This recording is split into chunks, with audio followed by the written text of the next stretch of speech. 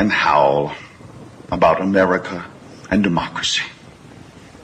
There is no America. There is no democracy. We no longer live in a world of nations and ideologies. The world is a college of corporations, inexorably determined by the immutable bylaws of business. The world is a business. And I have chosen you to preach this evangel. For all my free market healthcare robbing, stock stealing, retirement fund fucking with niggas. Fuck you little credit card scamming, jewelry stealing, crack selling, liquor store robbing motherfuckers.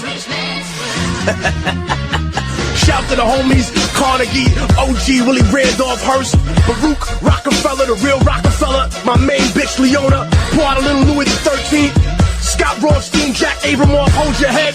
My Rothschild niggas, let's get this money. I spend my day pimping America overseas. Pension for the workers, nigga, please. Embezzlement, etiquette, private settlement. I'm better with Confederate rhetoric from my mansion in Connecticut. Foreclosure Vic homes at the tenement. I twist words like a speech impediment. I hope you got good credit, bitch. If not, better get a new job with benefits. While I play golf with niggas to get cheddar with. New money buys brand new carrots. My old money bunch of great grandparents. You got grills in your mouth, I ain't mad at ya. I own every gold mine in South Africa. Thanks, baby, you made me $1 billion. Plus, I own a building for each one of my children's children. And we are live. Welcome to Voice of Rebellion Radio. This is your host, Chris J. As always, here it is, 9 o'clock Eastern Time. So it's that time again. And we are here to recap on one part of the show where we talk about France and what's going on over there. Unfortunately, Emmanuel Macron pulled through and won the election today, and Marine Le Pen will not become the president, and the continued era of France's role in globalism and the New World Order will continue as France has picked pretty much a Rothschild banker to become the new president of France, which is, and it won by like 70 to 30. So, in my opinion, I don't even know. Honestly, I feel like this might not have been rigged. I feel like it was just, the media and all the deception that they were able to do was able to push Macron across. And by demonizing Le Pen as a fascist, as a right-wing bigot, it really, I think it really influenced the voters. With the election propaganda that was put on France 24 and all the different French outlets. There was a picture with like a newsstand in France, and like all of it was positive stuff about Macron. And one also the biggest things that they pushed was Macron was an outsider, which right now the outsider is the trend right now. It's kind of like Trump got his popularity here in the United States. We had also at the same time Bernie Sanders and all his popularity, and it's not really the content that matters so much, it seems like, in these Western elections, but it's just that they were marked as an outsider. And it shows how fed up Westerns are with the governments they have as of now. But at the same time, people need to pay attention. Are they truly an outsider? What does their record show? People, if they would have saw Trump, would have realized he's not an outsider. And not only was he, one of the people, like a regular politician, he was really like one of the people that financed the politicians, helping them become corrupt. One of the billionaires pulling the strings, financing and donating many different politicians over the years, which he admitted to. Of course, he's not close to the top. Talk about the Rockefellers and the Rothschilds, but he's definitely was a low-level puppet master, I guess you'd say, when it came to influencing various politicians over the years. And Donald Trump obviously was one of the insiders.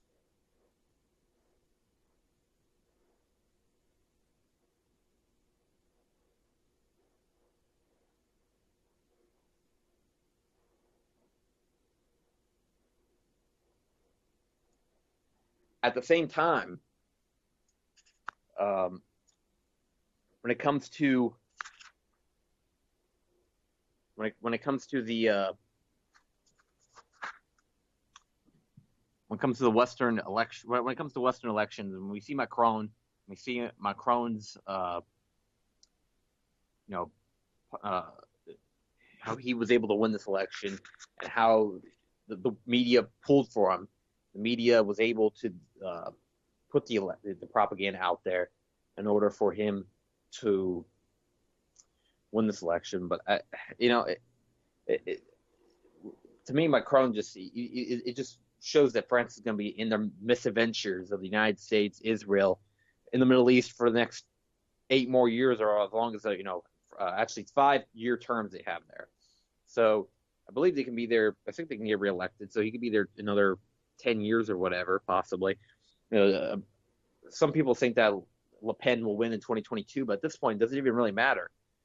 I feel like these next 5 years are so crucial to every country's future that what happens next 5 years is what's really important. That talk about the United States, and we might be able to get a decent candidate or whatever in 2020. It doesn't even matter, even though if you actually believe the whole election of the United States, France, it doesn't appear to matter. In 2022, I'm sure that Western Europe is going to look much different than it does today. I'm sure a lot of the Western world is going to look much different than it does today. At the same time, we're talking about that. The prediction, all the people, a lot of the analysts, a lot of the economic experts are saying that about all this stuff that's going to happen between potential conflicts and economic problems and all different quandaries that Western countries are going to get involved with in the next 5 years. It was very crucial that France voted for Le Pen today. And this election was not just a election for France. It really would have been a very big earthquake. This would have started if Le Pen would have won, and would have shown the globalists, the New World Order, that the tide is definitely turned. It's still being shown that it's turned in other ways, but this would be a massive blow to them as a major piece of their puzzle going into the hands of what probably is truly an outsider. I'm not going to say Le Pen is definitely 100% an outsider. Le Pen was just a miracle woman that was going to save France and be like a Putin, and I'm not saying Putin's a miracle man over there, but I'm saying that Putin is definitely has been able to do great things for Russia. I'm not saying that she would be like a Putin for France or whatnot.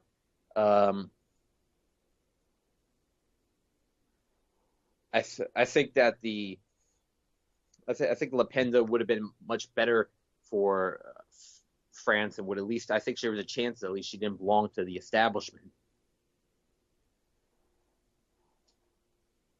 And I think at the same time, Le Pen's I think the message that was shown to the world, Le Pen's victory, would also be a massive, is that people around the world seeing the Western establishment starting to fall apart. And Macron, just because he's young, doesn't make him an outsider. That should be emphasized. And they're going to portray this as an outsider election winning. And also because he doesn't belong to one of the two major parties. Well, there are major parties in France that did really bad. In the first round, they got like 5%. Well, Fillon, I believe, belonged to one of the major parties. He got like 20%. But then the outgoing party only got about 5% in the first election. And now we have the second round.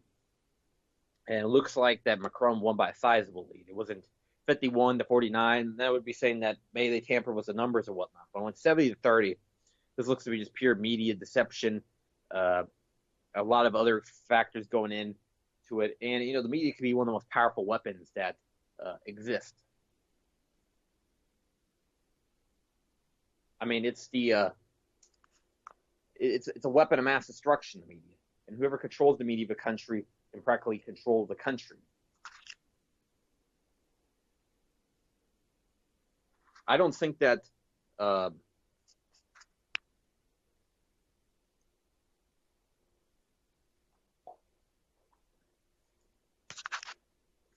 don't think that the current situation in France, it doesn't look very good. It doesn't look very good for the next couple of years. And also one of the things that people keep talking about is the border policy. And we have to realize what is causing this flood of refugees coming into France or whatnot. It's partially because of France's roles in conflicts like in Libya and Syria, in other countries across the Middle East and Africa. That France has had a major role in neocolonialism of the West, and it could have ended with Le Pen because it seemed like Le Pen, her talk about neocolonialism didn't seem to be very existent. She didn't want to really mess around in Syria. She didn't want to touch Iran. While you have Macron, I'm pretty sure is just a warmonger, just like Cameron or any of these other Western European puppets that have been the leaders of these EU countries for multiple years now.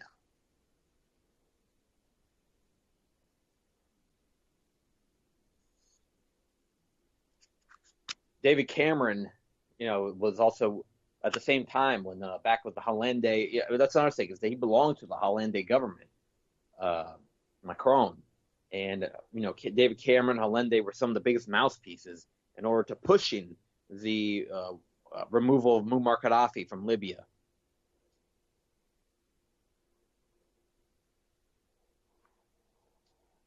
And David Cameron and I think it might have been Sarkozy. No, I think it was Sarkozy at the end. Or Sarkozy, I think Hollande didn't come about to 2012, so it was actually probably Sarkozy that was the Sarkozy, if that's how you pronounce his name, was the president of France at the time. But those two were pushing it heavily. Of course, the other, and at the same time, people were like saying that Macron's election is like he's getting coordinated by the Queen of the EU, which would be Angela Merkel. And you'll have to realize at the end, all these leaders are ultimately subservient to the bankers in the end.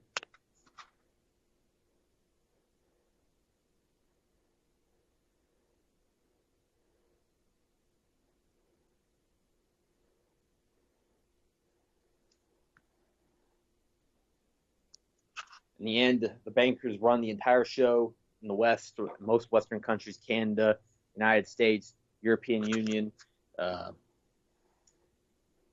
some other countries that might not be part of the European Union. As we see, Britain's now leaving the European Union, but in the end, is that ultimately Theresa May is the New World Order talking peace. You have Boris Johnson pushing the regime change propaganda inside of Syria, and heavily pushing it.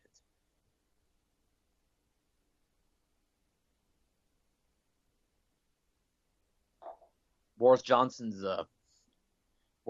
just another Western European puppet, just like all the others.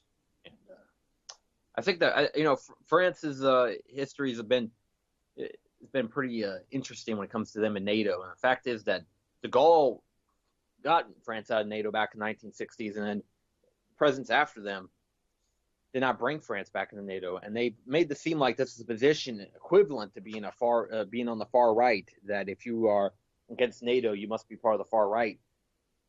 But to me, it's like is that NATO's been propping up fascist regimes all around the world, fascist dictators. We have multiple different dictators in the Middle East that are propped up via NATO, fascist dictators in South America were propped up by NATO and the Western Alliance of the United States, European Union, all that. The far right has a history of NATO and the far right. And also another thing is that NATO, the chief of staff of NATO, Adolf Husinger, 1964, had the same exact position in Nazi Germany in the 1940s, just 15 years or so prior, about 20 years prior. That shows the Operation Paperclip. They were able to go from Germany to the United States very easily. And NATO being pretty much just an extension of the United States military war machine, to the point of where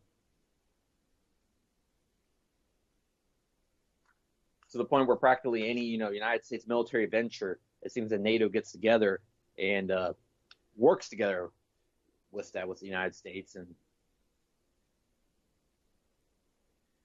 NATO's just NATO ultimately the North American terrorist organization, as it's got the name across the world as.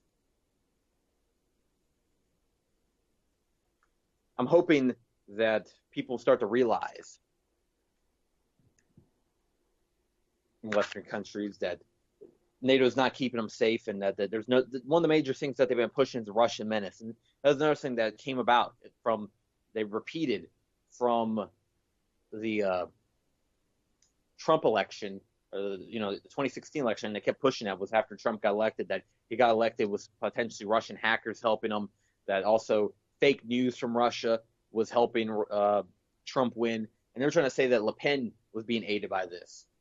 But in the end, the Le Pen doesn't even win. And who actually did get hacked by a Western entity in the past? Le Pen, by the United States government and the CIA, which is, Obama put in his endorsement for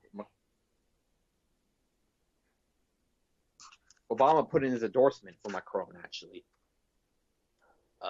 And it goes about to the United States was saying how Russia was interfering with a foreign election when the United States was doing that with France, is that they were interfering with their election, even it was establishment figures. And Donald Trump, he didn't put an endorsement for Le Pen or whatnot. They try to make it seem like there's this connection between Trump, Le Pen, Russia, but in the reality is that I don't think that the Trump being one of the insiders, I don't think he wanted Le Pen to win. In Russia, I think they're pretty cautious of Le Pen, though they really did welcome their talk about Le Pen wanted to recognize the Crimea as Russian, which would be a major step forward to mending the relationships between the West and Russia. But the Crimea would just be one step, when you have all these Western governments have been behind a fascist military regime in Kiev that's done horrific things.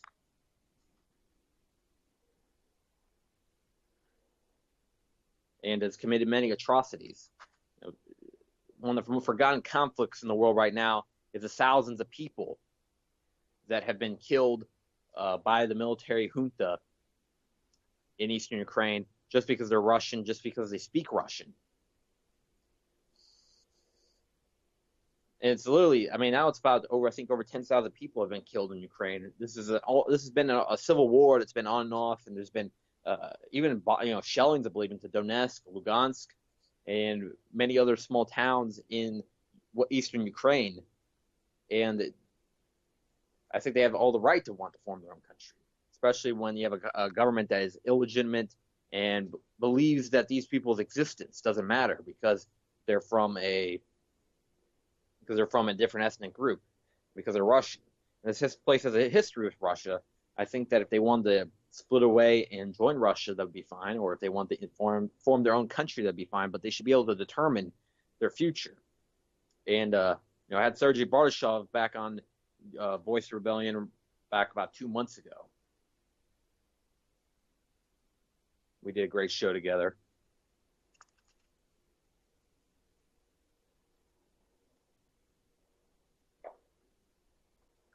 And we were talking about all the how little coverage this gets on the media.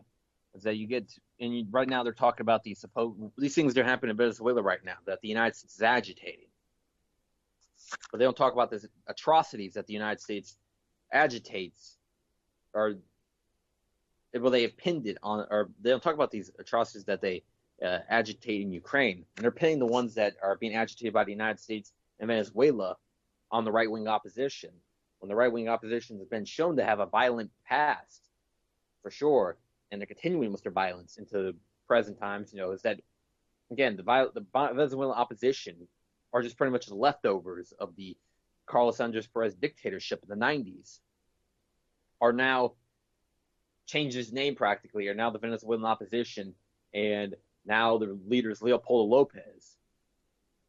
And Leopoldo Lopez is, I guess, is the symbol for the opposition there. I guess you could say they're the leader. And he's in jail for good reason. Up to 43 people were killed because of Leopoldo Lopez. And we've seen during the 2002 coup, when they were doing their marches, that they were bringing guns and they were shooting on Chavistas inside of Venezuela. And when the Chavistas fired back, they used the media to make it seem like the Chavistas were just going out there and slaughtering the people of the opposition. The whole talk about the failure of the system there, they don't mention about the supermarkets are, intentionally causing disruptions of the food supply. And also remember is that there's two different types of supermarkets in Venezuela. There's the private supermarkets, and then there's the public supermarkets that they have, like the ones that are controlled by the government, and then there's ones that are private there. They try to make it seem like that the country is a totally planned economy when it's really just like a mixed economy. They have government programs and whatnot, but at the same time, a lot of it's private still. And until recently, CNN was allowed in the country.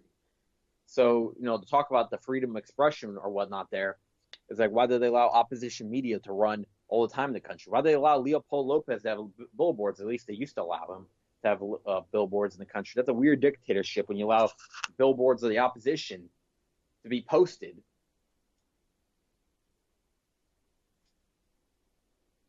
Honestly, it's a very strange ordeal, to say the least, Venezuela. And the media coverage, I saw on today CNN, they were showing the big marches against Maduro, whatnot, not showing the big counter marches that are also being done in favor of Maduro, in favor of the Chavista government. Thousands of people, and I'm sure that a lot of those people, some of the most poor citizens of the country that probably benefit the most, are out there protesting. The opposition also is going to this level of rioting or whatnot. It's weird is that people, will all the time talk about how the elite or the government or whatnot is instigating riots here inside the United States, but at the same time won't talk about how they're doing riots over there in Venezuela. And that's what I think is that when it comes to the riots here in the United States, and we have all these the anti-Trump movement or whatnot as a whole, it seems like it is in the end controlled by people like Soros or whatnot, who are just pretty much using the movement in order to stir up trouble inside the country. And then they probably, when there's enough shit is broken loose in the country, they can defend martial law.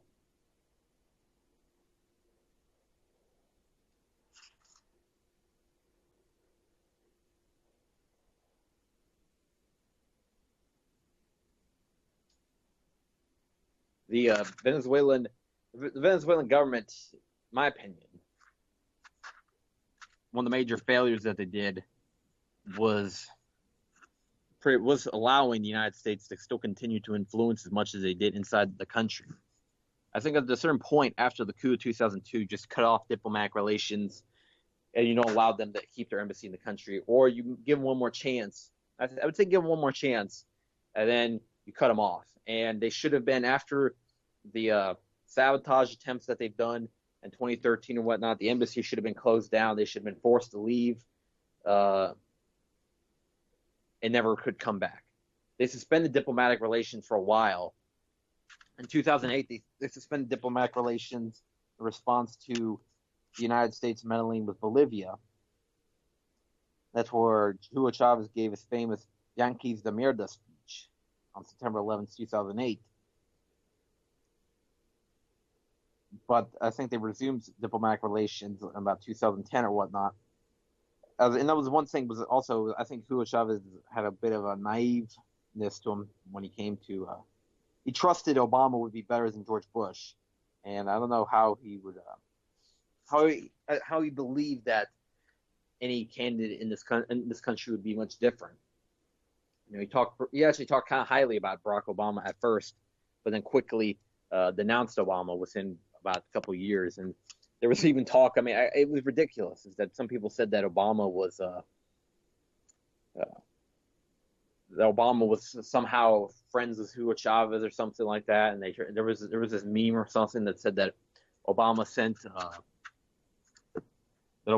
didn't send anyone to see Thatcher's funeral, but sent people to see Chavez's funeral, which they're trying to connect something that doesn't exist, which is some kind of connection between Obama and Chavez, which really the only thing there was is some good words that were exchanged at first. And it's kind of like the Putin-Trump connection. It's not real in the end.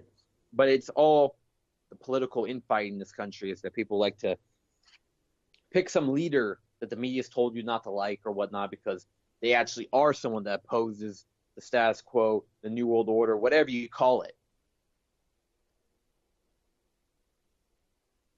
and they pin it to somebody on the other side of the political spectrum, or the other side of the political coin that I don't like.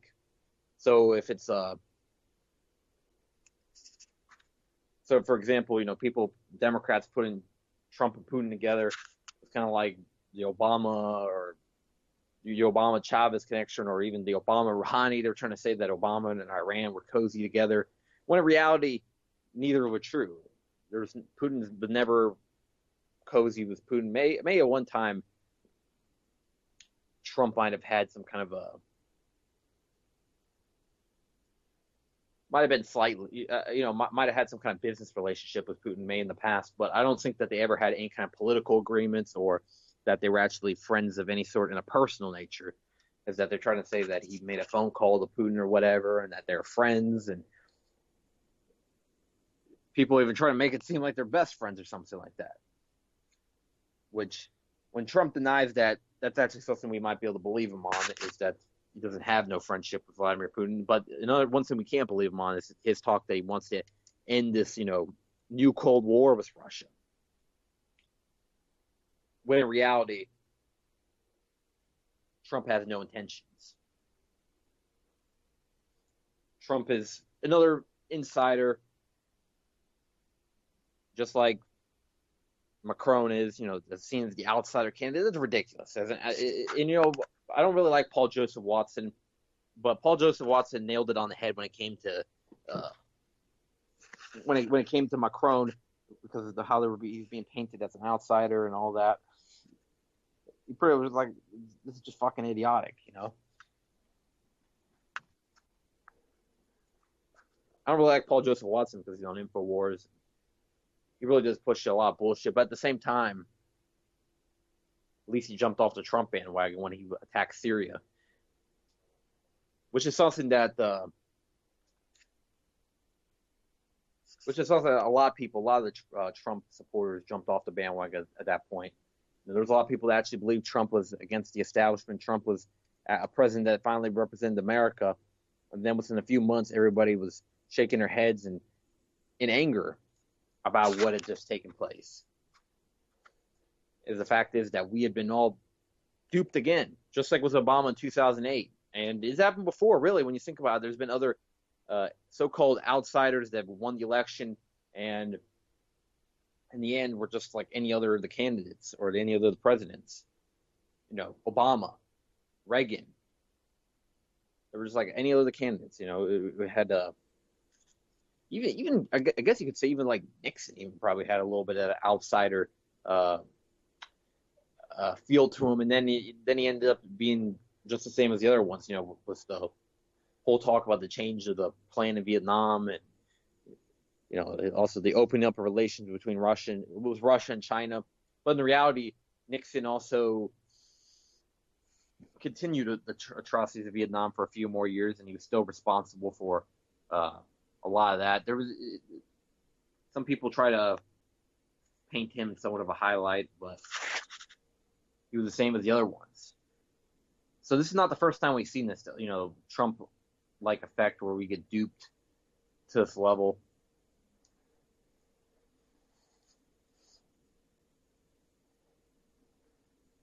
Obama was made the ultimate one, though, because I think the majority of Americans thought that Obama was going to massively change his country. He was talking in 2007 about a lot of changes, with GMOs when it came to war. I mean, there was definitely a feel about Obama. And then Obama, pretty much within 1 year of his presidency, we all knew what Obama actually was and that we had all been duped. It didn't take very long with Obama. It took even a shorter time with Trump. And he didn't dupe me.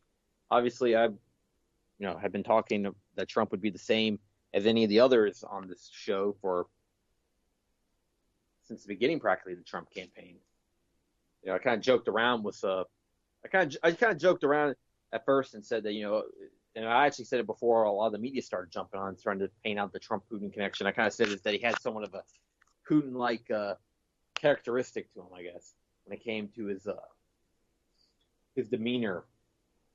He was kind of like a larger-than-life personality like Putin. But, I think Putin has more class about him. that Trump's just bold and out there, but Putin does it more. There's a little bit more suaveness to it, and he actually has a lot of skills. And you see him playing the piano and singing and many other things. I can definitely see why why Putin is so popular.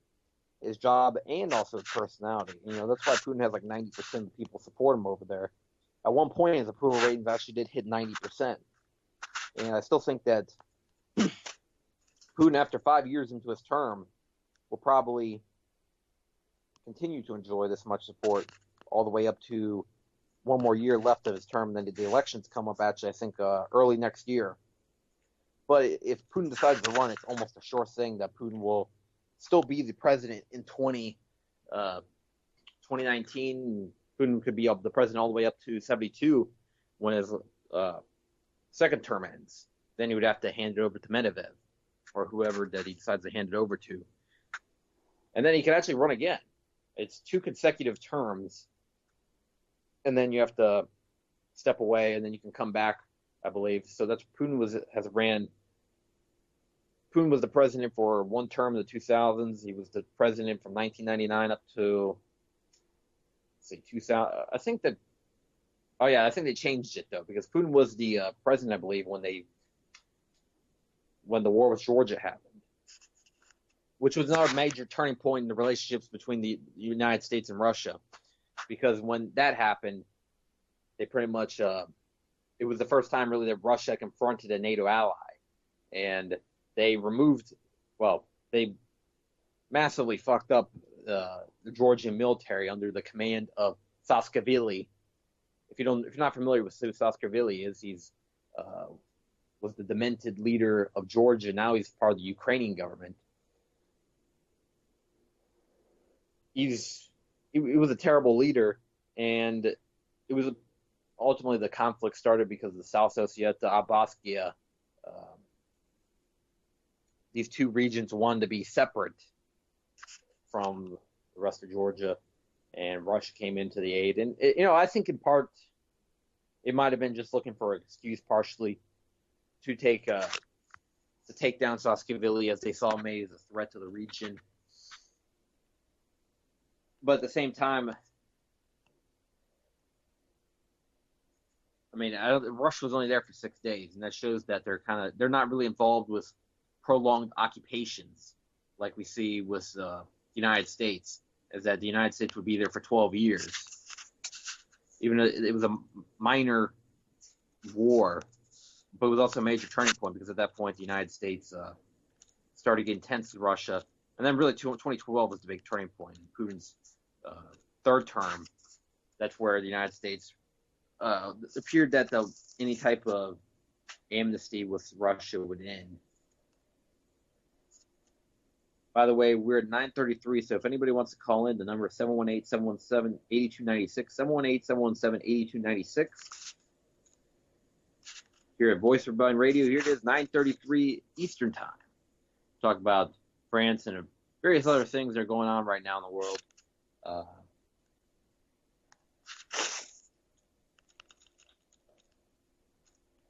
The media is starting to continue with the Russia-Trump connection stuff again, apparently with Michael Flynn. And they're trying to say that he had some kind of connection with Russia. It's like it's illegal to talk to Russians nowadays. That if you even had contact with Russian businessmen or whatever, they accuse you of being a KGB spy or something, even though the KGB doesn't exist. You're secretly a communist, and you're planning to take down America or something like that. It really it's bringing back the old McCarthyist rhetoric. Everybody's a fucking Russian agent. Everybody's a Russian spy. I know.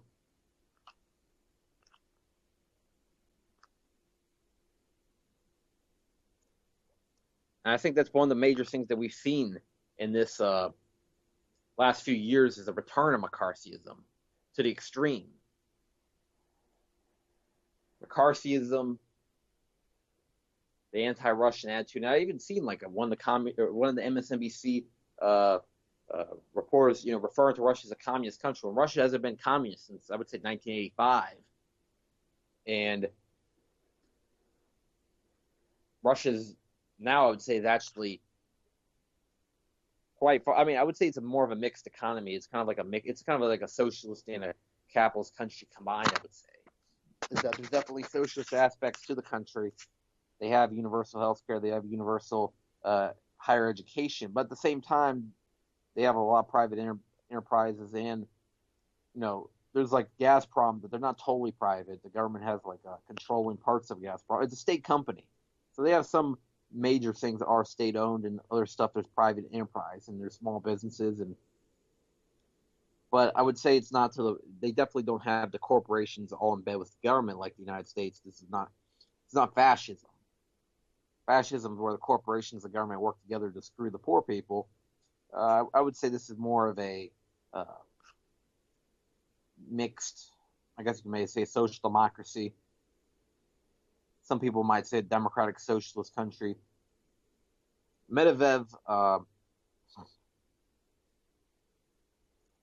during the Medvedev time in power, the Democratic Socialist Party in Russia used to endorse him, but apparently they didn't like Putin.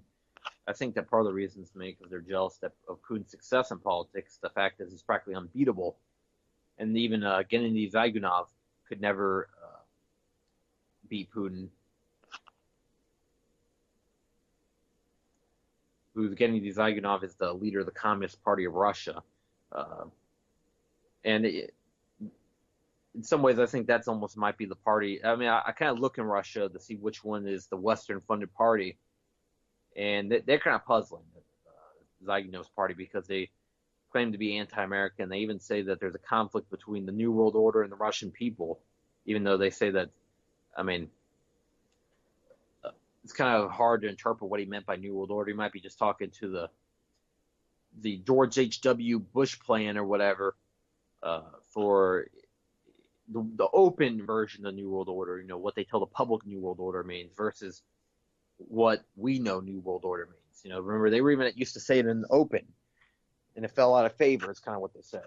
H.W. Bush, and around the early 90s, they started talking about a New World Order. And then when it started to become known what this New World Order was about, then they dropped it.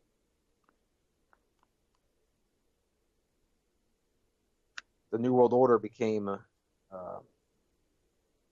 now they kind of more like they might say stuff more like the unipolar world, or it's like that's what Russia usually countered when they talk against the New World Order. They usually talk about how they want the multipolar world. They don't want a world all based around the United States, and the United States military machine being the military machine for the New World Order, that would be the unipolar world.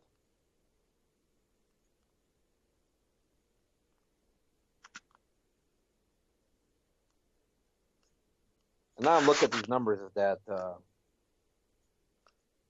when Russia went into Georgia, it was actually only few. It looks like maybe like 1,000 were killed or whatever. When 67 Russian soldiers were killed, 169 Georgian soldiers were killed. About 1,000 got wounded on Georgia's side, about 300 on Russia's side. Had some MIAs and POWs here and there. And there was also the South LCS, the little breakaway regions militaries. They had a few killed here and there. It looked like, unfortunately, some civilians were also involved, unfortunately. But they did make a big deal out of it, for sure. And it wasn't quite to the level of the Ukrainian conflict, but it was definitely but also this had more direct involvement of Russia. Russia actually got involved in this war. This was a turning point.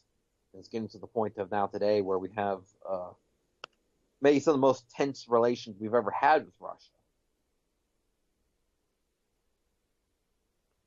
It's something that really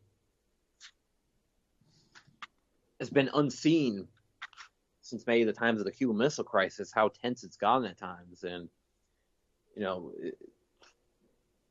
it's really scary. It's not something that we should be messing around. And definitely not something we should be cheering on as the Russophobia and to corner Russia. I even see people, I saw somebody on Facebook one time saying about the Russian hacking of the election or whatnot, that we need to nuke Russia, or that back in the day we could have done that. which this is the ultimate. This is just crazy talk. This is the ultimate. This is the talk of a madman. To talk about the potential of using any kind of nuclear options in order to deal with the deal with this so-called interference with our election. And if only people knew that it was a fake election, why would you rig a fake election?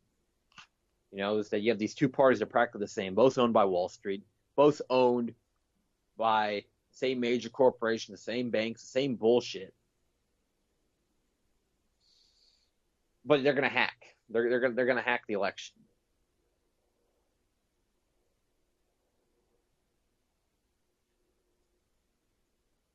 And also, they didn't even specify. You know, it's so vague. The media claims about the hacking the election. It's like, did they influence it with your so-called fake news, or did they influence it with the let's actually hack it into the machines themselves? What actually went on? And people don't seem to be able to answer that. You know, I guess these perpetuators of the real fake news.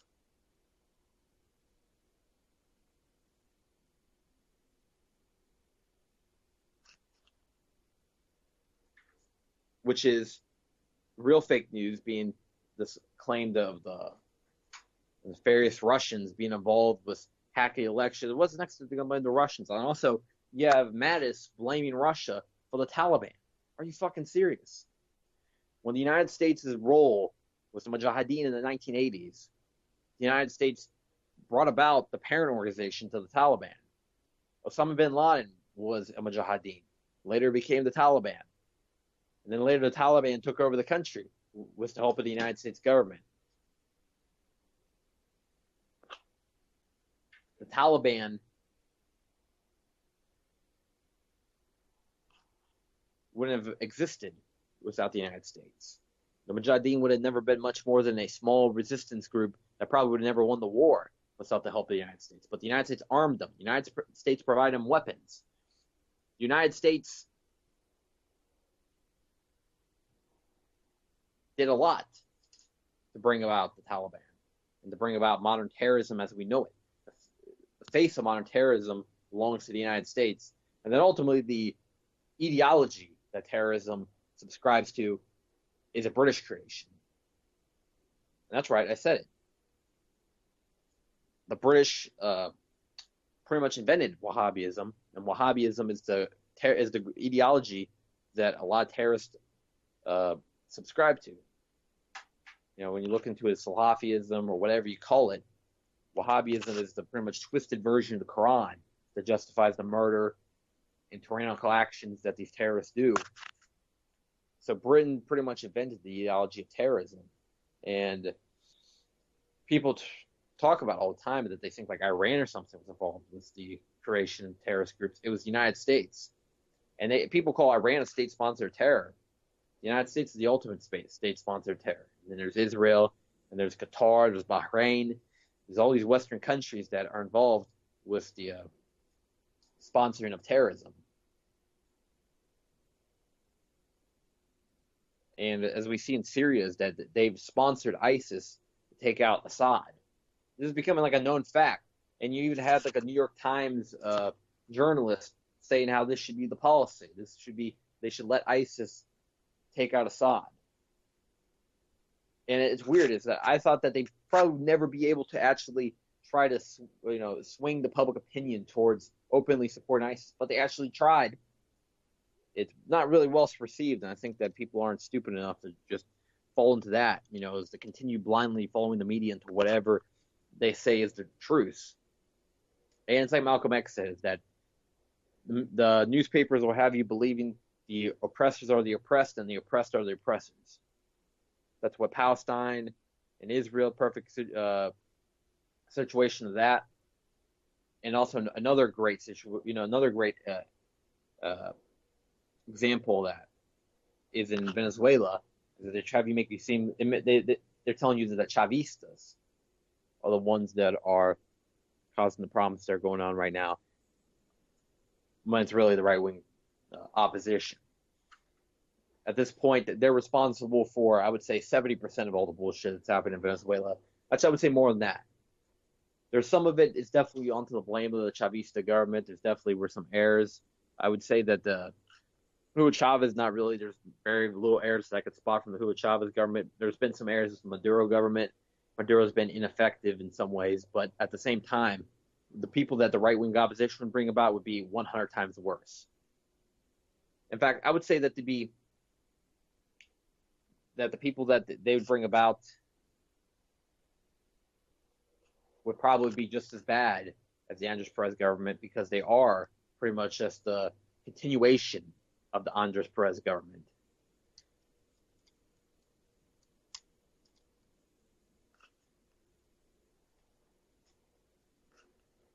Andres Perez, who led the country from the 1970s, 1980s, was the dictator of Venezuela back in the day. And Venezuela is known to be one of the most brutal Operation Condor countries to live in. And now they've become ostracized from the West. And now that they have the Chavista government, they talk about how brutal the Chavista government is. When really the Chavistas...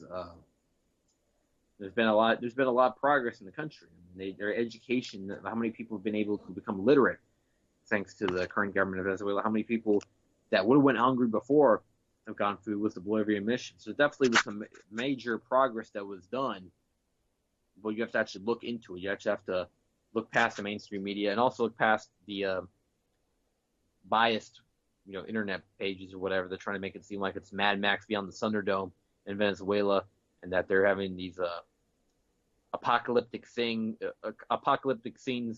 people, people. I mean, there's like a new headline every day about some ridiculous thing that's happened in Venezuela or whatever. They're trying to make it seem like, person sells house for 3 loaves of bread or whatnot. They love to say either that they ran out of bread, they ran out of potatoes, or ran out of toilet paper. It's pretty much, like the meme pages or whatever. Usually, it's like they're pushing CIA propaganda practically. Liberty memes or whatever. Sometimes they're good, but a lot of times they're posting stuff like that about Venezuela or whatever country.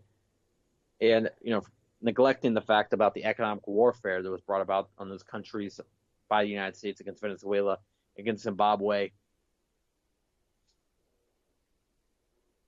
Definitely not the first time this has happened. It brought Zimbabwe to the point of currency collapse, but at least Mugabe's still there. So maybe in that regard, Chavez can look to Mugabe for some pointers.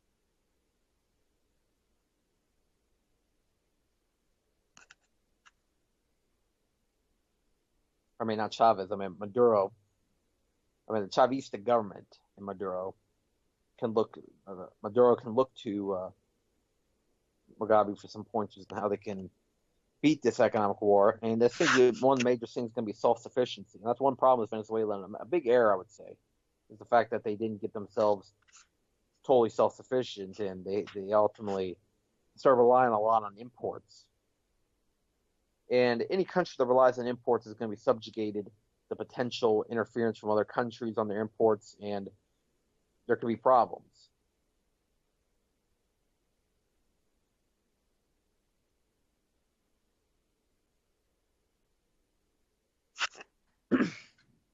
The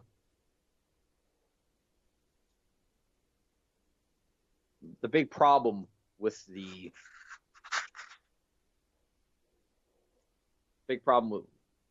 current situation in Venezuela, and one of the major things is because the supermarket chains, a lot of the owners are anti-Maduro because they have different restrictions on whatever, on how much wealth they can get. These very wealthy men that run the supermarket chains in Venezuela. So to exact a revenge on Maduro, they hoard a lot of food and try to disrupt the food supply. And that's one of the things, is that they're trying to initiate chaos, just like the United States provocateurs are trying to initiate chaos on the streets of Caracas, using the various methods to do so.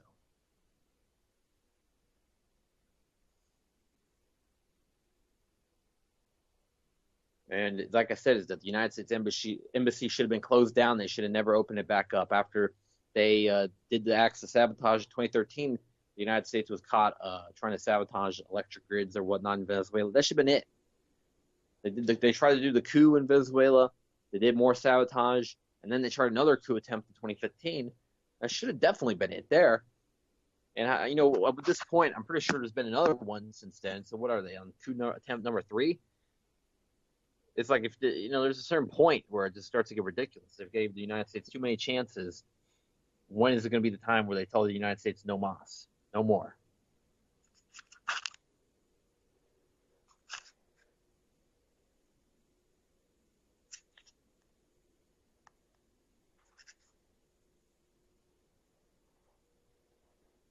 The United States and the UK and all these different various countries that have been long associated with the colonialism and neocolonialism, and you see them still continue to this day. Is that there's not many noticeable differences really between neocolonialism and neocolonialism. Is that really the major thing that's different? I guess is that instead of having a governor from that country, from England or whatever, running whatever African country, you let some native to the country, you let an African person under the behest of the king or now the president or prime minister run the country. It's just different faces, and it has a little different look to it, but it's pretty much the same thing.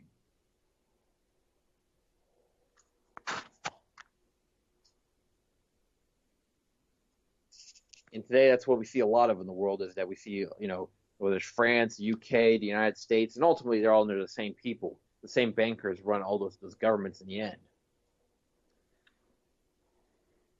Rothschilds and I'm not sure how deep the connection between Macron and the Rothschilds go, but I've seen people say Rothschild manservant. I think that he might have been working as some kind of apprentice or something like that in the Rothschild banking system, or some kind of or work as some low level worker or whatever. Is that I doubt that he was actually working directly with them, but it's like this is going to be the first time that we've seen a presidential candidate from a country, have direct connections with the Rothschilds. I mean, there's like Michael Khodorkovsky,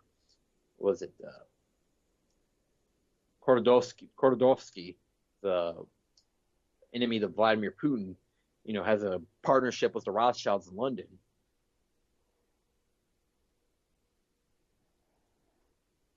In fact, it goes as far as the Khodorkovsky-Putin connection, or Khodorkovsky-Rothschild connection. I believe it was like a direct partnership. Like they own one half and the other guy, or they own part of it and they own the other part. So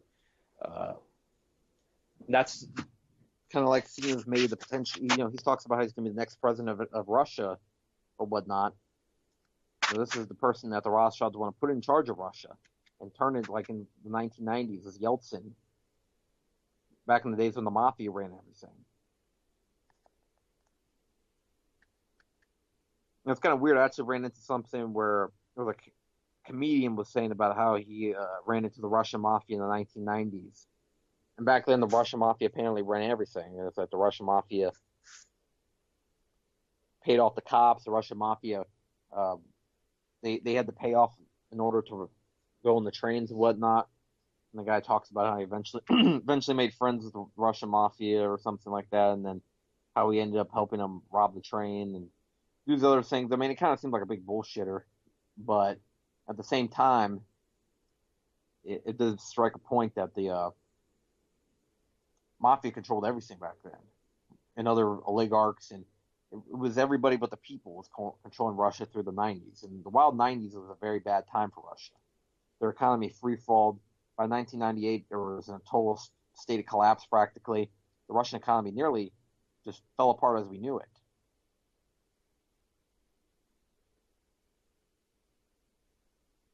And then Vladimir Putin came about on New Year's Eve 1999 and became the president of Russia.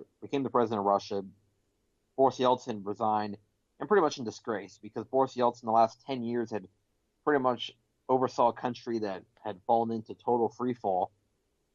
And before that, Gorbachev, it's not. I don't justify what happened in the 1970s and way back in the Soviet Union, because the Soviet Union, there was political repression. There was many problems in the Soviet Union.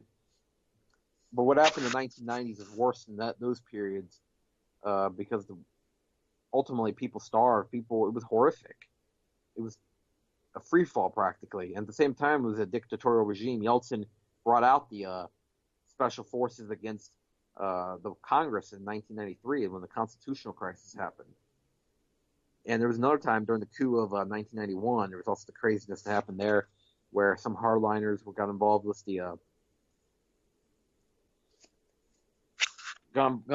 trying to overthrow the Yeltsin regime. And Yeltsin, while he was away, actually just about lost power of the government. There was a massive confusion. There was at one point, there was a new board that claimed that they had taken control of the country.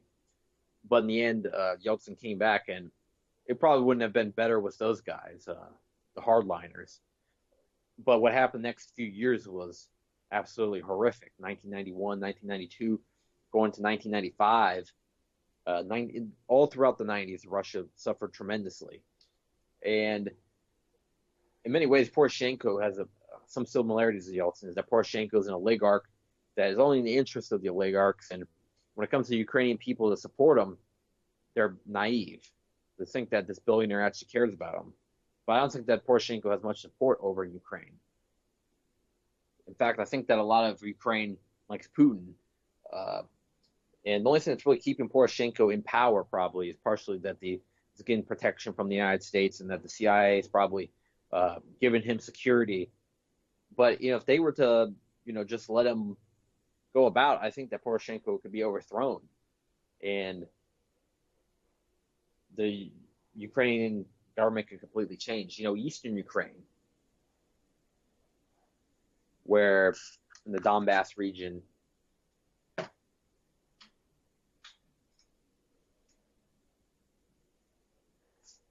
we're in the Donbass region where we have the war going on.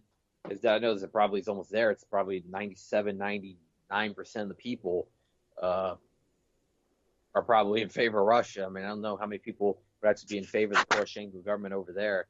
Maybe the few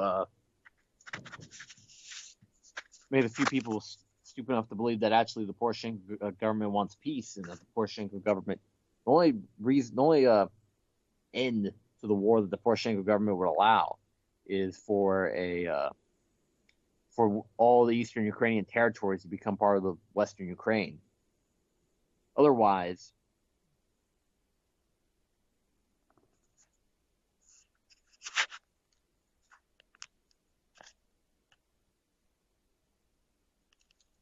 they would never allow into the war, any kind of ceasefire.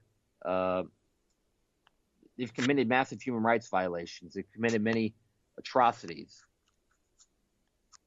It's time that the crimes of Western Ukraine came out into the public of the Western eye, and finally that the Western world could see and hear about these horrible things that they're doing. These are atrocities at the level of what the Nazis did in World War II. And it's actually coming up as Victory Day, which is tomorrow. I mean, Russia's parade, they'll probably have the parade around late tomorrow, our time, since they're, I think, 7 hours ahead. So you'll probably see the parade actually midnight or whatever tomorrow, as it probably starts around 7, 8 in the morning over there in Moscow. And Victory Day for Russia is a very big deal. It's a huge holiday. They have a huge military parade. And, to me, what I think the significance of the day is that it's a big day for the Russian people, but for the Russian government, Stalin did many horrible things throughout the war. Stalin also almost costed Russia the war with his recklessness. There's no reason to celebrate Stalin on Victory Day. And I see a lot of people, that are supportive of the current Russian government, supportive of Stalin. They need to realize that Stalin is not any bit comparable to Vladimir Putin. Vladimir Putin is a much better leader, is a much different leader.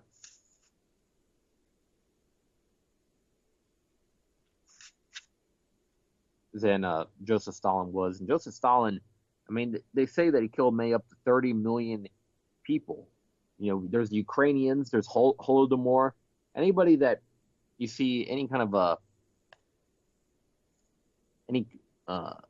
sometimes a Stalinist online or whatever that start to defend Stalin's legacy should be reminded what kind of person Stalin actually was. And I admit that at one point I was, if you listen to my radio show since 2013, you would know what I was talking about back then is that I wasn't defending Stalin, I think, at any point during when I was on radio, but I was defending Lenin. I was defending also at the same time the Soviet Union as a whole. But then later on, I started to realize what the Soviet Union actually was, and that the Soviet Union, I mean, to me, it's questionable. I think that there's definitely, when it comes to the legacy of Brezhnev, when it comes to the legacy of the later years of the Soviet Union, I think there was definitely I think there might have been somewhat of a struggle inside the government. I mean, apparently in 1967 there was a lot of anti-Israeli rhetoric going around, being pushed around by the government. So they made that as perhaps a time when the Soviet Union actually was not being controlled by the Rothschilds. But I know that the Bolsheviks were funded by Wall Street. At least it appears Jacob Schiff had a relationship with the Bolsheviks. At the same time, there's apparently a book about that, like Bolshevik and the Wall Street, written by Mark Sutton. I don't know. I never gave the book a chance. It was written back in the 70s too, so I find that interesting. What information he has, I should get that book probably and give it a read. But the Bolshevik Revolution appeared to have some Western fingerprints on it, and a lot of people say the British also might have had a role in it because the Tsar. And that the Tsar, they believe that some people thought that the Tsar might have feared that the Tsar was getting too powerful over in that region, that eventually that he might be able to counter Britain's role in the world. And Britain, as a fading away empire, might have really feared the Russian Tsar. But at the same time, they were allies during World War I. So that's where it becomes questionable. But some people, and I kind of get this notion too, is that they might have weakened some of the European monarchies because they were a threat to the British monarchy and some of the Western governments, and to the new United States government. For example, the German monarchy, the Russian monarchy, they both fell apart at the same time. And then later, the governments that came about, the Weimar Republic, going into Nazi Germany. Obviously, Nazi Germany had a Wall Street fingerprints on it. The fall of the Kaiser set the conditions for the Nazis to gain popularity. If the Kaiser had never fallen, the Nazis had never come to power, and Hitler would have never been more than just pretty much a normal citizen. But without with now the Kaiser having fallen, the Weimar Republic comes about, the very weak era of Germany in the 1920s comes about, and then Germany becomes Nazi Germany. And then Russia, with the fall of the Tsar, they become the Soviet Union, which later that sets the path for World War II. The Soviet Union, Nazi Germany have the massive war where 100 million people were killed or whatnot. Like I was saying to Sergei today, is that it might have been a shared, they say it was a shared victory because the Nazis fell between the United States and Russia. It might have been a shared victory for the people, but when it comes to our governments, they both screwed us over because our government funded the Nazis. The Soviet Union also was reckless in their, was reckless in their policy against the Nazis, and the Soviet Union as well. The Soviet Union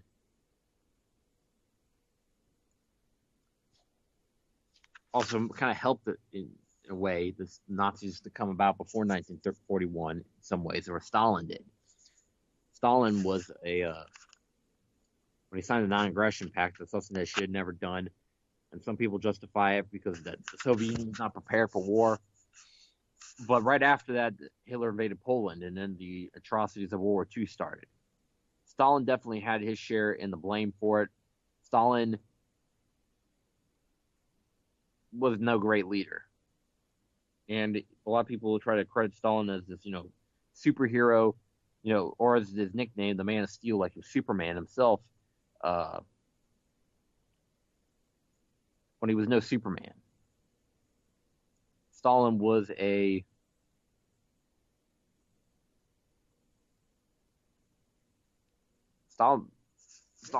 tyrant that ended up killing about 30 million of his own people, and how many people also under his military command, what actions were committed in Germany. But ultimately, the ultimate ally, it's not that people try to paint it as it was the Allies as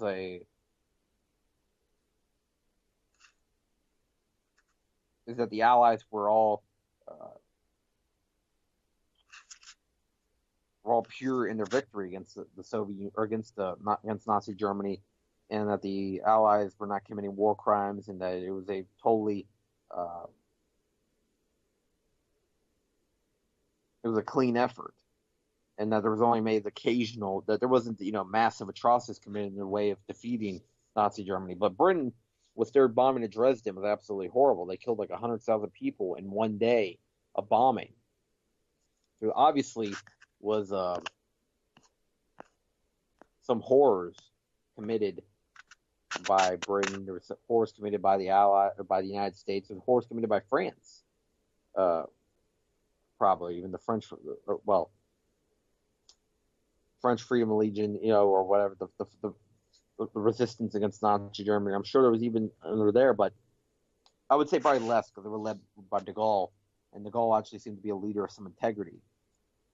But of course, there's France, Vichy's France, and they were just a Nazi Germany puppet state. Nazi Germany, of course, it was their massive atrocities. Pretty much every leader in World War II had some part in massive atrocities. I would say that Tito was the only leader that probably was, not a total tremendous douchebag to the level of these other leaders.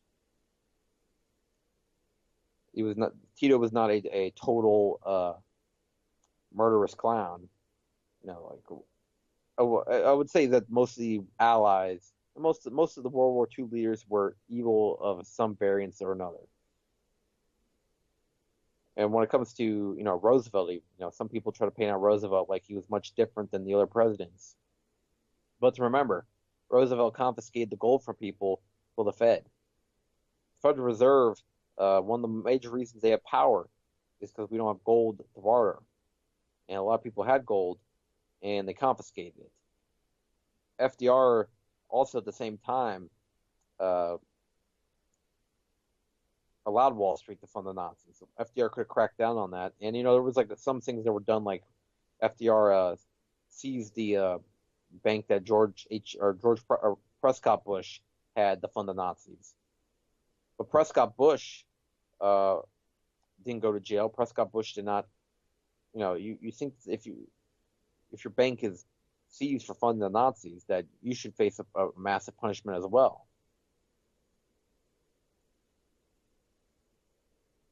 But no, Prescott Bush pretty much got off scot-free for that. And then later, his son has the coming up to become I think he was a congressman, then he goes into the CIA. And then George W. Bush, his grandson, becomes the president. He has a son and a grandson becomes the president. The grandson and son become president. There was Marvin Bush and Calvin Bush. They all become prominent people. The whole Bush family becomes a huge crime syndicate.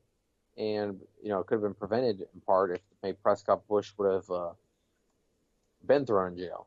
But before Prescott Bush was even Samuel Bush, and he was on one of the board of governors for the Federal Reserve. That's actually, fact that's forgotten about as well. And Samuel Bush is the grandfather of George H.W. Bush. and that's how the Bush dynasty goes back a long time. But I would say that probably Samuel Bush is the one that brought him to prominence. Then was then with Prescott Bush and George H.W. Bush. Now we're talking about Jeb Bush today. I think there's some people that actually think that Jeb Bush might have a chance in winning the next election. I think that my opinion that my prediction is going to go to Marco Rubio, because at that point they'll probably use Marco Rubio trying to say is that oh yeah, look, we're friendly to Latin people. Look to Latin American countries. Look that we're not hateful. Even though Marco Rubio is one of the major pushers of all the bullshit in Latin America, Marco Rubio would be symbolic. So I think that Marco Rubio is going to be the next step for Trump. But I think that Trump's going to do 8 years. I think that Trump's going to be around for a while. And there's going to be a lot of shit that's going to happen under the Trump administration. I think that Rubio would come about, and then I can't really predict what's going to happen after that. It could be anybody. You're talking about like 2028. But the future for the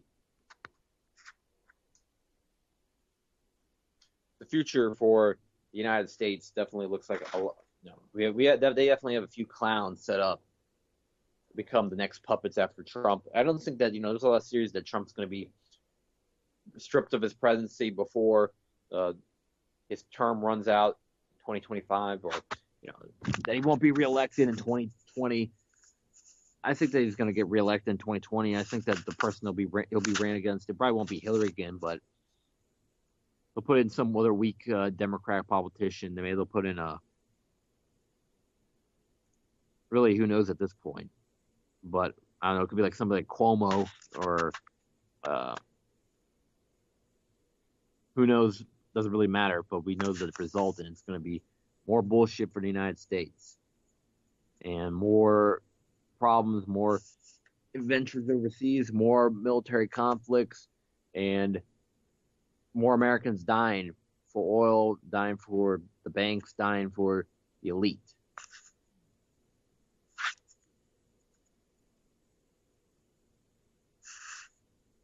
By the way, once again, if it's about 10:10 right now, so if anybody wants to call in 718-717-8296, 718-717-8296.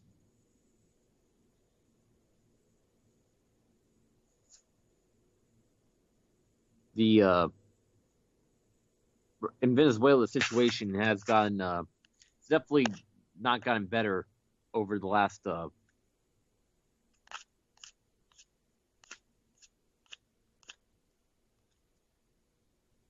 definitely not gotten better over the last few weeks or whatever, as we've gone into more and more protests. There was some protests surrounding, I think a lot of big protests followed the 15th anniversary of the coup attempt.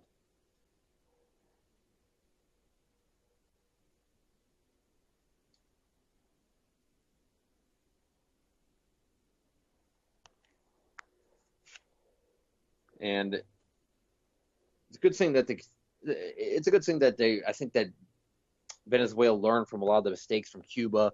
They learned from, or not mistakes of Cuba, I meant Chile, and how they handled the coup attempt back in 1973. And I think one of the major lessons that they learned is that you need loyalty in the military. And that's not something that Venezuela lacks. And Maduro might not be a military man, so I think it's probably the reason why there's a lot of problems right now. But I think that with Chavez, him being a military man, definitely was able to keep the military in line. And I think that Diosdado Cabello would be a good fit to become the next president of Venezuela, because I think that's what they need right now. They need a good military man in order to be a firm leader in these very troubling times. And I think that's the only way that the party stays in power. I don't think that Maduro could win the election. I think that if he runs, it goes to Enrique Capriles, because that's who the opposition is going to run. That's the only person that really can run. It's the only person with any kind of that's really even known inside of Venezuela on the opposition. I mean, they're not going to put Ramos Ayub, who's like 75 right now, the leader of the National Assembly, and they're going to have Leopoldo Lopez run from prison. It's not going to happen. So Enrique Capriles is probably going to run once again. This will be a third time running. And Maduro, I would say that if that happens, probably Enrique Capriles wins by about 5 to 10%. I think the Diaz-Salas is put in there. We're talking about a Maduro victory. I mean, not Maduro victory. Diaz-Salas victory by about 5% or so. And I think that the more Maduro stays in, the more that the image of the party gets damaged. That's why they should probably, I think that in some ways they should just go to the vice president now. Maduro could resign. But then again, it could put a bad message to the opposition. It makes it look like that they're quitting. And I think that's one thing they cannot do is act like they're quitting.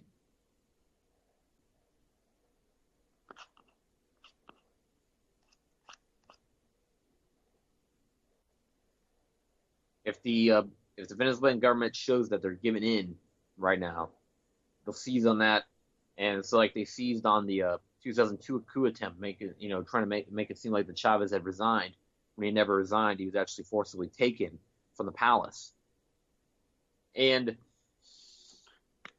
luckily, I think that the internal threat is not quite there like it was back in 2002, but there's still the external threat, and that the protesters or whatnot will continue to incite more chaos until they eventually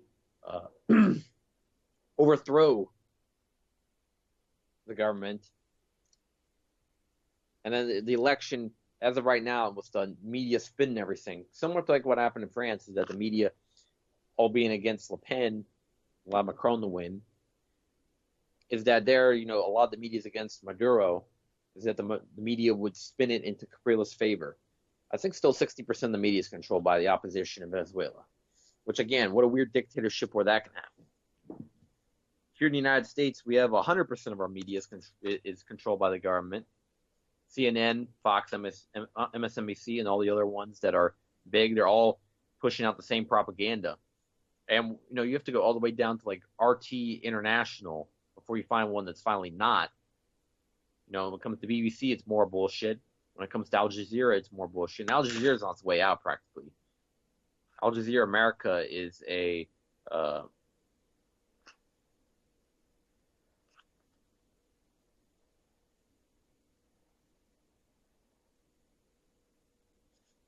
Jazeera America is practically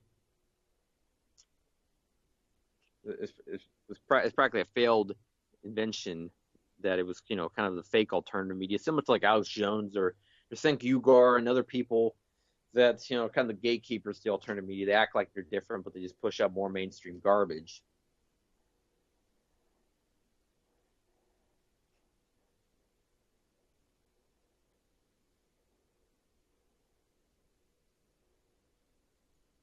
Cenk Uygur, I seen that was his I still see him from time to time pop up on Facebook feed or something like that. And, he's such a joke at this point for supporting Hillary Clinton during the election. I'm sure that he's supporting Macron. I didn't even really pay attention to him throughout that. And it's like, I don't even know why I even waste my time considering myself what these people are doing, what these fake alternative media hosts are doing, whether it's Cenk Uygur or Alex Jones or even Mark Dice now. I'm disappointed that Mark Dice is the way he is that I used to think that Mark Dice is pretty cool. I even, one time I actually commented on his page and he actually replied back. I was replying to one, I found him kind of funny with his one video with the, where he gets the nigga pass. I know it sounds stupid, but that's what the video, was, he was trying to say how dumb, it's kind of the ridiculousness of the word or whatever that people, how the whole stigma of the word has or whatnot. And then, is that if you say it like that or whatever, or that if you're white, you can't say it. But, he was saying, he was trying to see how comfortable different black people would be with the use of a white guy saying that. But I think apparently most of them were fine with that. And he also used to do the other videos, like pretty much the man on the street videos with the, going around to see people's and if they knew basic stuff. And now he's just pretty much making people look stupid. Like he goes around to see if they know what the July 4th is being celebrated or some basic thing. It's pretty much just trying to show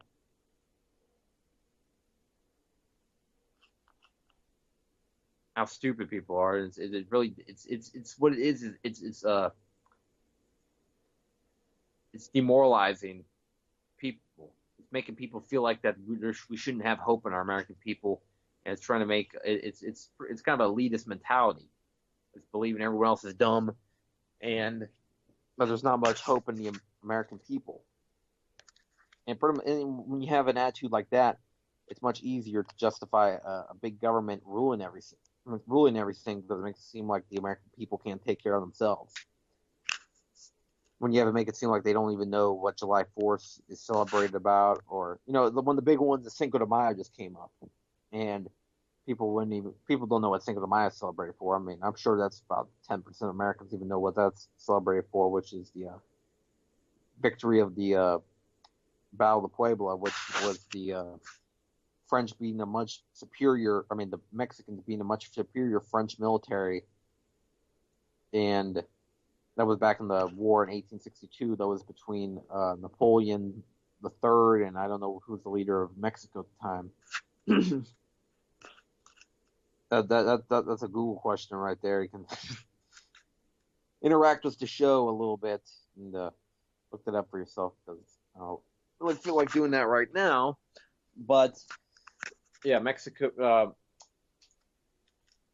That's the reason why that's the reason why I think of the Mayo as a holiday, even though it's not really much of a holiday down in Mexico. It's more an American thing, an excuse for Americans to put on sombreros and drink, Cinco de Drinko. And you see all these Americans that don't know Spanish just butchering the Spanish language. It's a lot of fun. I mean, I don't like it. To be 100% honest, I mean, I kind of think the whole thing to be kind of silly. I mean, it's one of those kind of made up holidays.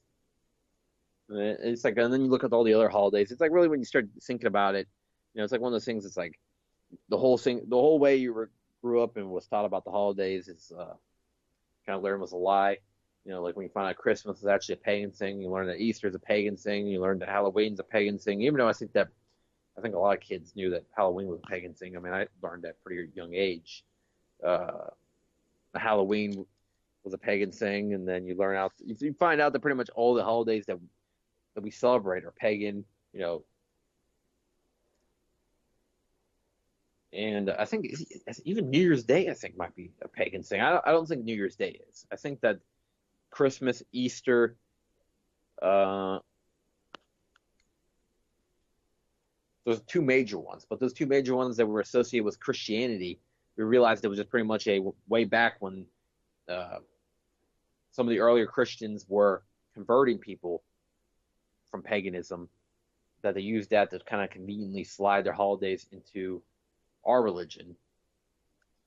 But what that has done is that it has pretty much, people in modern time celebrating pagan holidays. The idea of Christmas with bringing in the tree into the house, so that was a old pagan tradition. And Easter is, it's the rabbit being a symbol of fertility. So that doesn't have anything to do with Christianity. And also, one of the major things that we're taught about is that Jesus was born on December 25th, when the Bible pretty much indicates that he was born in summer.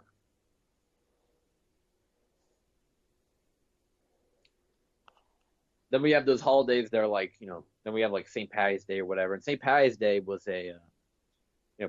people don't really know too much about the origin of that day. But St. Patrick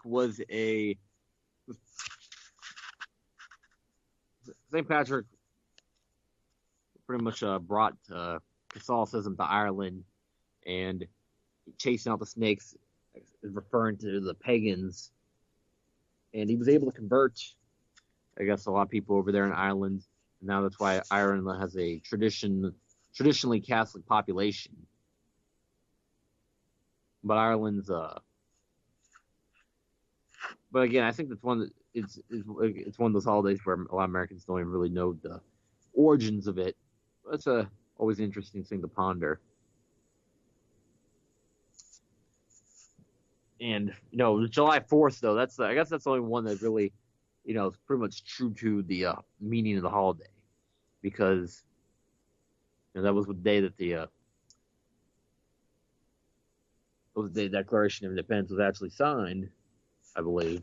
I haven't done enough internet research on that. and it is that celebrating the independence of the country. But ultimately, in the end, is that independent country would be taken over by the bankers and the billionaires, and ultimately that thing that the founding fathers fought for became the thing that the founding fathers fought against.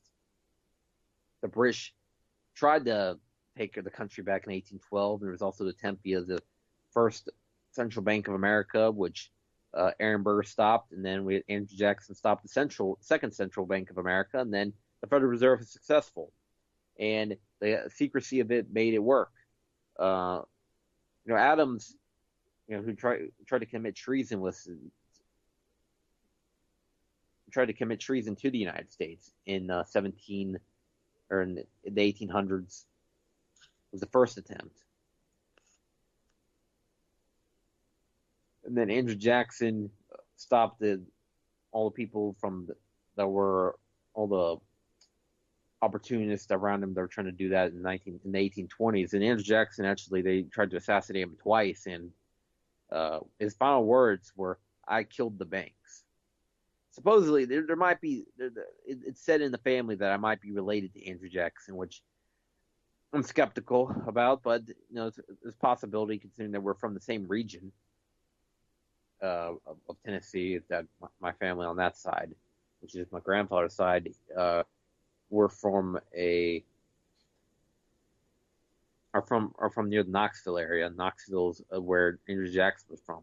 Little known fact about Andrew Jackson is also that he was the lieutenant governor of Florida, and it's kind of funny. That's where I live now. So there's I guess if we're related or whatnot, it'd just be one of those coincidences. But he didn't have any legitimate children. He didn't have any children he claimed. So it would have to be through one of his slave children, through one of his children that he fathered via one of the slaves. Maybe through that, and eventually the blackness got mixed out, and then then led to my family. If it was a direct descendants, or potentially maybe through his brother or something like that. Which I've related to Andrew Jackson, I also made him related to Stonewall Jackson. So that'd be two pretty badass historical figures to be related to. Well, I would say badass is a bad term for that, because Andrew Jackson, I would not call him really a badass. I mean, he was badass in his stop against the banks, but what he did was bad against the Native Americans when it comes to the Trail of Tears, and what he did to the Native American population. It's definitely not something really to be admired. But Andrew Jackson is kind of disputed. Some people say that Andrew Jackson really didn't have that much of a hatred against the Native Americans. I believe he adopted a Native American kid, but a lot of the Native American population has not so much different to say about Andrew Jackson than many of the positive words I've said about Andrew Jackson. But he definitely, when it came to fighting the banks, he was definitely courageous. He was a great leader in that regard. And the way they kind of like to slander him nowadays, it kind of makes me think that Andrew Jackson was fighting for the right team.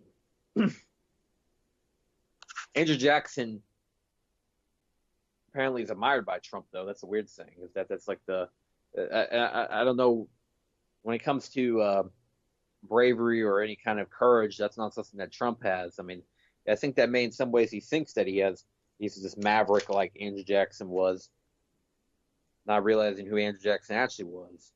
So a lot of people think that Donald Trump's going to do something like Andrew Jackson did, and stop the bankers in their tracks. Though actually Andrew Jackson stopped them from getting a foothold. Now they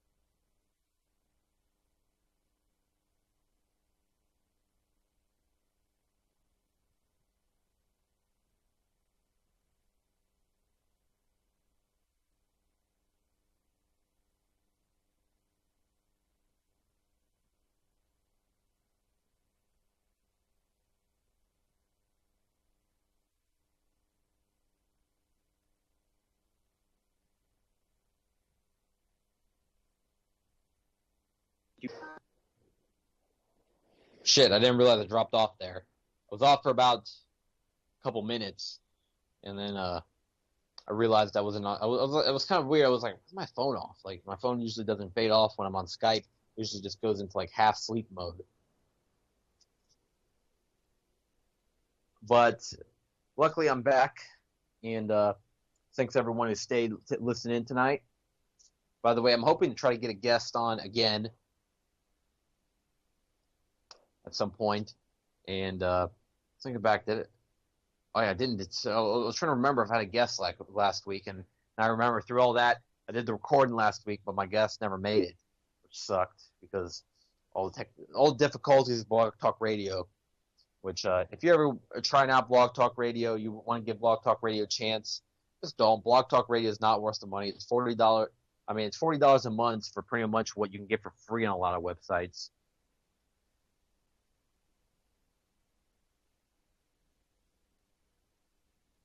In fact, you can actually in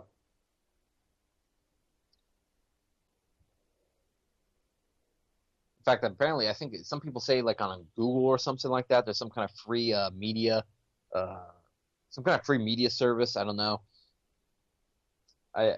Though I would try to use Google. There's probably better ones than that. Plus, I mean, try to use Google for less stuff if possible. I mean, Google is Google, and they're a massive corporation. I try to, I don't know, use smaller websites or whatever. That's what sucks when you think about it, is that, you know, it's like you talk about vote for your money or vote for what you use, with what you use, you know, talk about boycott and everything, is that the internet's one of those hard things because it's like Google owns a lot of stuff. Facebook owns a lot of stuff. It's kind of hard to participate in the modern world without using this stuff. You know, it's not like other stuff like, you know, sodas or whatever. It's like, okay, I know Pepsi and Coca-Cola donate to Israel, so I just don't buy Pepsi and Coca-Cola. Simple enough. Or I know McDonald's or Walmart, and, you know, I know these corporations are corrupt and, you know, treat their employees like shit, so I just don't eat there. Or, you know, Starbucks. It's like, okay, I know that their CEO is a Zionist, so I don't get their coffee. And, you know, it's a lot easier for a lot of the corporations' physical items to actually boycott. But with the internet, it seems like it's a bit harder because it's like, okay, I want to use go to YouTube to look up a video to watch something about the Federal Reserve. Well, YouTube is owned by Google. It's like Facebook. They control Snapchat or whatever. So even if I wanted to leave Facebook and use Snapchat, Snapchat's owned by Facebook. Or they have, I believe it's owned by Facebook. So these websites, you know, you have one mega website owning 17 other small websites. That becomes it becomes very hard to boycott stuff. So, but in the same way, I mean, I don't know how much money per visit we give Facebook or whatnot. You know, ultimately, Facebook is free, but there's the ads or whatnot. I'm sure they get paid by visits to their page. Compared to if you were to, you know, think about when you spend like $5 for an item for some company that you don't like what they're involved with, then is how much of an impact are you doing by using the services when you use Facebook, when you use Google or whatnot? It kind of sucks. It's like it really sucks when you start to really find out all the stuff about the different companies and different corporations, and it's like the activist quandary right there. Is that it starts to become less fun to enjoy a lot of stuff because you know what the company's involved with. It's like a friend that asks you to go to Starbucks or whatnot. You don't want to go to Starbucks so much. You know that Starbucks is owned by a Zionist and their owner is a piece of shit. So it's not something. You know, it's like when you get deeper down the rabbit hole, there's a lot of inconvenient truths you start to find out. I guess that's one of the major things that people, you know, why people avoid the information like they do is because they don't want to wake up. They want to continue living the dream world because it's much easier in the dream world. It's that, well, it'd be very inconvenient to them to actually find out what's going on. And it's the same thing like in Syria and all that. They don't want to know about the atrocities that are going on because it's difficult information to live with. I guess, it's difficult. But in my opinion, it makes it much easier in some ways, knowing what's going on. Because then I feel like you can help make a change, rather than not knowing the information and not make a change. That's when God puts us on this planet, I believe He wants us to make some kind of good impact on the world. He gives everybody a good chance to do so. Some people make a very tremendous good impact on the world. Some people make small good impacts on the world. But we all but that's what we're trying to do, is try to make some kind of good impact on the world. That's what we should be trying to do. And there's always, that can go from anything, is that some people try to mainly focus throughout their lives on their family or whatnot. And that's very important. Maybe the most important thing. But but also we should be spending time to try to make, impacts on other people that we're not familiar with, and people, what I mean by that is that people over there on the other side of the world trying to spread information about what's going on in Syria or Ukraine, spreading information can make a major impact, because information's a big part of the war. And also there's other ways to help. If you find one cause that you really like and then you start talking about it, you start donating to it, maybe even you could make a trip and visit to whatever situation that you've invested in. For me, I've taken a big interest in Ukraine. If you see my Facebook page, my cover photo is the Eastern Ukrainian flag.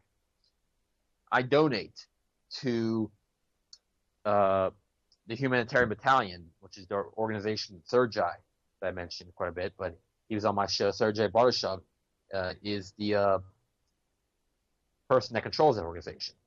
I donate to that organization. I spread information about the cause over there, and honestly, maybe one day I'll go over there and visit the situation. I actually had the chance in September to go over there and visit, but I had to turn that down because I have a job and couldn't leave my job behind, and also at the same time I would be. It was. I'll admit is that it would have probably absolutely made my parents super nervous. I mean, me going into practically a war zone. Well, I've never been to Europe. I've never been outside the United States and Colombia. So I've only been a few places. I mean, that's a lot more than some people, but really when I think about it, I haven't really been anywhere. And when I think about actually how little I travel in my normal life, I don't go much more than outside my little city or whatnot. I mean, I leave St. Pete May once every few months. But at the same time, is that when it comes to helping make an impact, is that any of this, nervous feeling of doing something like that would go away, because I know I'm doing good, going over and visiting these people over in Eastern Ukraine. And I think that's one thing, is that activism can help us break our boundaries. It can help us get over our insecurities and stuff like that. And it also can help us get over some of the anxieties that we feel in our everyday lives, that we feel kind of like we're swirling through life with not much control of what's going on. But when you feel like you can help control what's going on, then you kind of feel better. And I guess that's my little pitch to people that really want to become activists. And it becomes a little bit more than just listening to this radio show. And then you share this radio show, you share the information you learn on this radio show, you research more information, you share that with your friends, you get invested in whatever cause. You may pick one cause, you can pick multiple causes, and hopefully that's what I hope to do. I hope to inspire more activists. I hope to inspire more people to do something tremendous. hopefully, it's like some people think that some people think that we're in this for our own benefit, that we're just here to get famous or whatever, and to move up the ladder and become more known journalist or whatnot. And to be totally honest, is that would be gravy to doing all these great things, and that we were able to make this a profession, and we were able to make this a career or whatever, and we wouldn't have to work our normal mundane jobs, and we made our jobs something that we love to do, like us journalists right here. This is one of my passions right here, is the radio. And I've been, I think that if I really didn't dig doing the radio, then I wouldn't have done it for almost 3.5 years now. And, that doesn't sound like a long time, but I'm only 19. I didn't turn 19 not that long ago. And I've been doing the radio shows now for over about almost 3.5 years. I started the radio shows in late 2013, and back then it was on a Revolution Radio. So if you're trying to look up my old shows, it's on a Revolution Radio. You have to go to Blog Talk Radio. I started at a page called NW Truth Radio, and then I moved on to Stay Bold Radio. Then I got here to UCY.TV. So now I've been here for almost 2 years. I've been here pretty much since I graduated high school, and ever since then, it's been great here at UCY.TV. There was definitely some bullshit at first, with what went down between me and the old co-host, and just to, if my old co-host is listening right now, I don't have any beef with you really anymore, and honestly, I hope you're still fighting a good fight. I hope you've learned about the fucking Bolsheviks and realized that the Bolsheviks had the Wall Street fingerprints all over them. And also at the same time, I really don't know what kind of person you were in your past, but hopefully none of those accusations were true, and hopefully you were fighting the good fight the whole time. You still fight the good fight.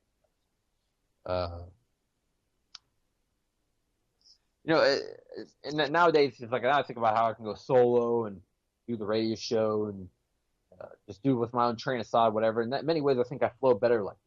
Just go to whatever thing, bounce around topic to topic. By the way, here's the topic. Does anybody else find the fact that, Emmanuel Macron's wife is old enough to be his mom?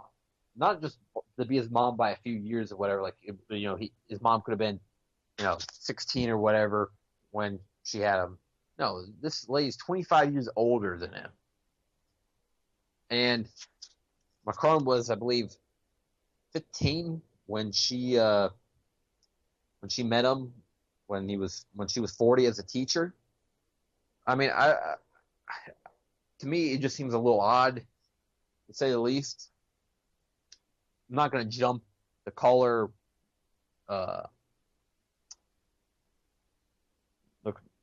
or anything without too much evidence, but he was 15 only, and she was 40. This lady's definitely odd, to say the least. Those relationship seems to be odd, to say the least. But I wonder if this lady might have been some kind of somehow connected, made to the Rothschilds or something like that, and that she got him his early gigs. That might have been the person that brought him about into the political world. It's like, it's kind of like the handler. Macron is only 39 years old now, and he's going to be the youngest president in French history. To me, this is the perfect category of a puppet, and he's got it. I know that there's actually a younger leader, Kim Jong-un. It's like 34, but you got to say that Kim Jong-un seems to be holding shit down over there in North Korea, and that he's actually got the world not willing to fuck with him. Kim Jong-un seems to actually, he's a leader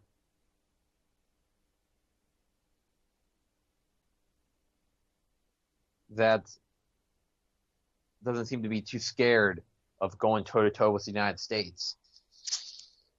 And I don't think that he wants to use the nuclear option. All that talk about turning South Korea into a fiery sea or whatever, I think it's just rhetoric. And it's really just, he has to continue that in order to keep the world on edge, to keep the world from actually wanting to strike. Not to say to keep the world on edge, but to keep the world away from North Korea. I mean by the world, the Western world. I don't think that Russia really wants to mess with them. Apparently, at one point, because the Russians had kind of shaky relationships with North Korea throughout the years. I mean, back in the Soviet times, actually, they didn't get along too great, but that was for different reasons. Is that the Soviet Union, North Korea had an ideological difference, and they didn't approve of the Juche ideology that North Korea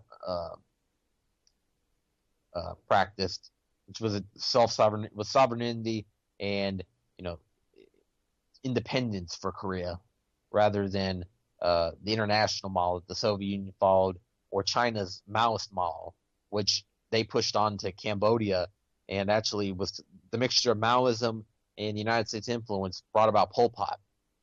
That's one of the things that's forgotten about is the United States and China's bringing about a Pol Pot.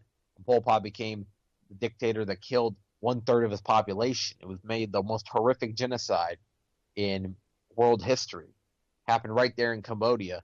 And Nixon and the United States government and the Rothschilds, they brought about this guy to power. People talk about Adolf Hitler all the time, but this guy was in some ways, many degrees, more brutal. And Pol Pot, a lot of times people say this is evidence of communism. But really, you have to realize that he split away from the mainstream socialist party inside of Cambodia.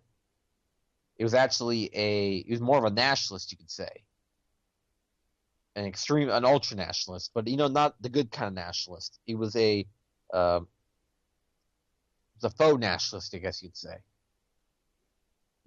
There's the leaders that use nationalism as a tool to push whatever draconian policy they want, to push whatever ideology, to push whatever changes and whatever power grabs that they want. And then there's the leaders that also use nationalism as a legitimate way to unite the people and to unite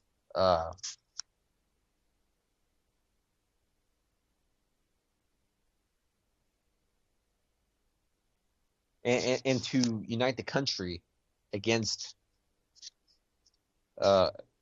people that seek to destroy it. And one of the major contradictions that a lot of nationalists have is that they are supportive of the concept of people sticking together and people of a country and its power, but they support corporations that seek to divide the people and for them to assert their power.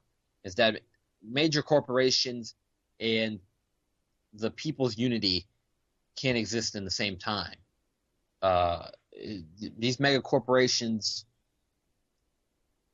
do not believe in nationalism. They believe in the globalist model. They believe in whatever model will make them the most money. So the idea, what fascists have, is that they believe in this. They use nationalism in order to bring more power to the government and to bring more power to the corporations. And it's ultimately a contradiction. Is that nationalism only can exist, I think, in an economic model where the people are favored over the corporations, because the nation is not the corporations. The nation is the people. And of course, there's probably a few people right now that's like, oh, this fucking statist is pushing this communist propaganda down our throats. And what I have to say to that is that honestly, I would love to debate somebody about my political views versus theirs, whatever. Just realize that ultimately, though, I don't like to cause too much division inside the truth movement. I like to make the fight between us versus the New World Order, not me versus some anarcho-capitalist that also opposes the New World Order but thinks I'm stupid for having my political views.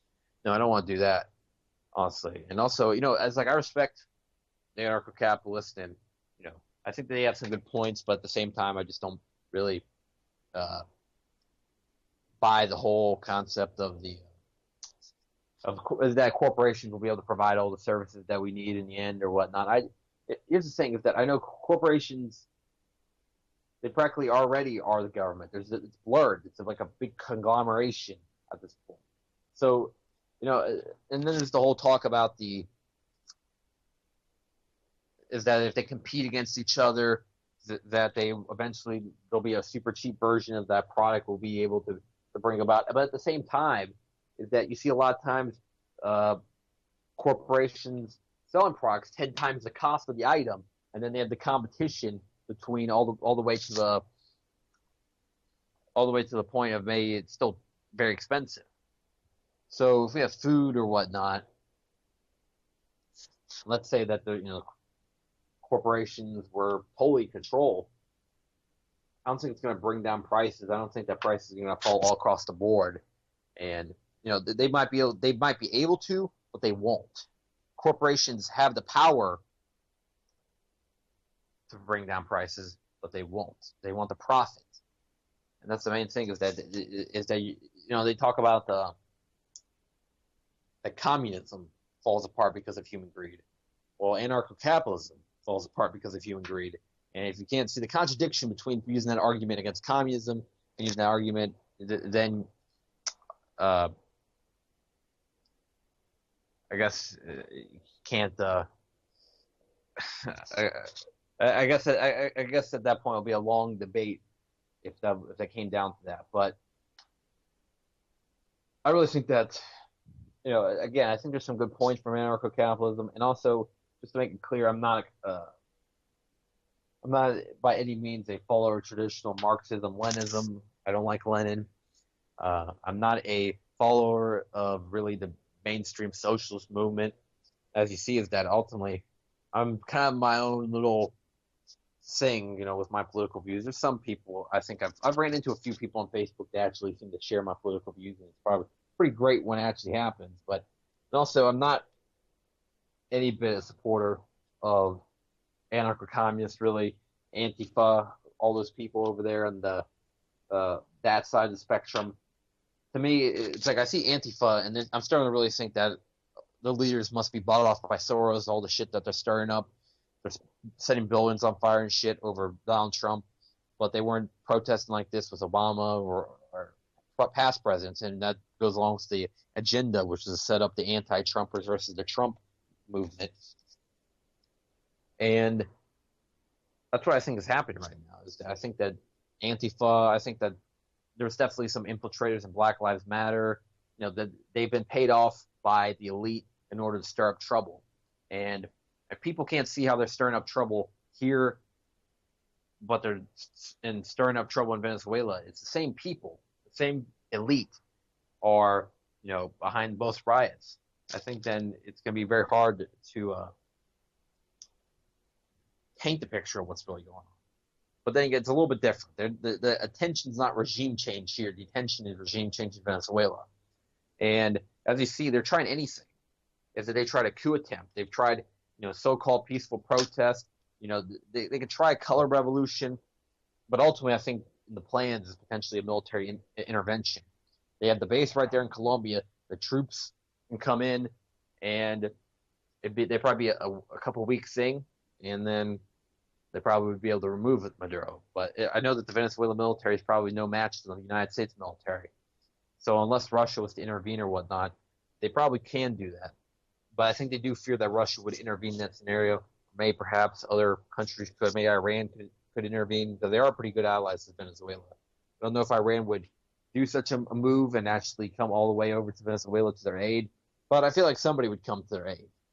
The one thing that the United States doesn't want is a military conflict with Russia, because they know that Russia's military superior. And I'll say that Russia's military superior because Russia seems to actually have things that work. The United States has a lot of failed projects. The United States has a lot of F-16 projects and stuff like that they spent a lot of money on and they got no real results out of. And that seems to be the story with the United States military, the story with a lot of the government, the wasteful nature of spending.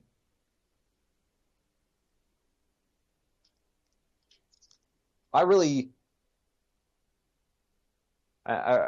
don't get the people that right now are still on the Trump bandwagon, and it's just people that will follow anything that the mainstream is. It's like a trend. Donald Trump's a trend. He came about in 2015. He popped up into popularity, and now, he's people will follow him because that's what the mainstream is right now. I know Donald Trump's been famous for 40 years, but he became like this larger-than-life icon now. The Donald Trump. I mean, has there been anyone that's been more famous really than Donald Trump? Donald Trump is like one of the most famous people of all time. I mean, everybody seems to know the name. Everybody seems to be talking about him. And that's one of the things that he's an evil genius about, is marketing himself. But Donald Trump's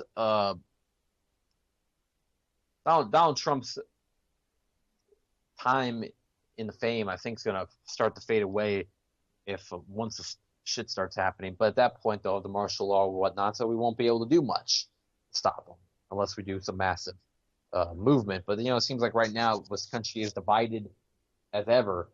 It's going to be very hard to unite the country against the government. It's a hard thing to admit, but I think the government has divided us so well. They've been very successful with the media,